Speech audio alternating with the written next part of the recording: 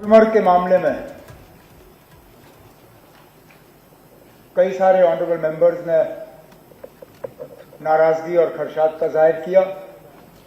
ये सही है कि हमने इस मामले में इंक्वायरी ऑर्डर की है, लेकिन इंक्वायरी की कुछ प्रिलिमिनरी फैक्ट्स जो हैं हमारे सामने आई हैं। एक प्राइवेट पार्टी के तहत गुलमर्ग में एक 4 रोज का एक इवेंट ऑर्गेनाइज करने की बात हुई थी।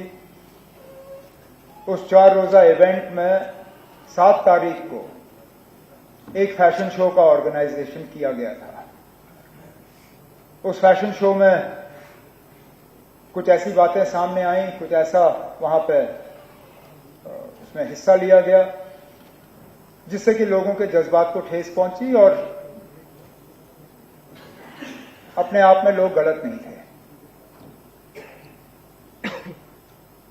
जाहिर सी बात है कि जिन लोगों ने उस फैशन शो को ऑर्गेनाइज किया था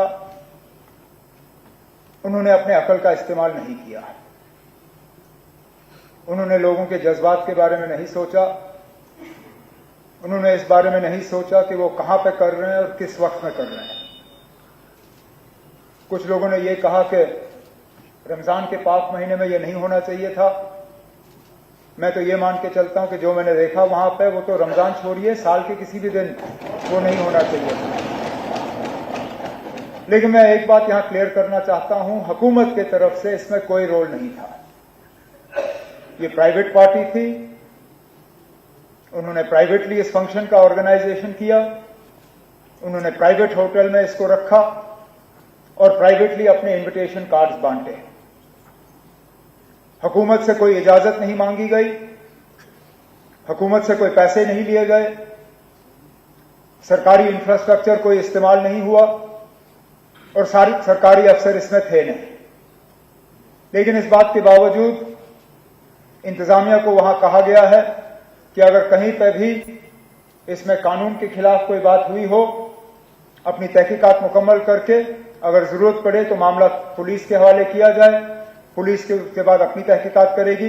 लेकिन मैं यहां क्लियर करना चाहता हूं कि इस फंक्शन में हुकूमत का कोई रोल नहीं था।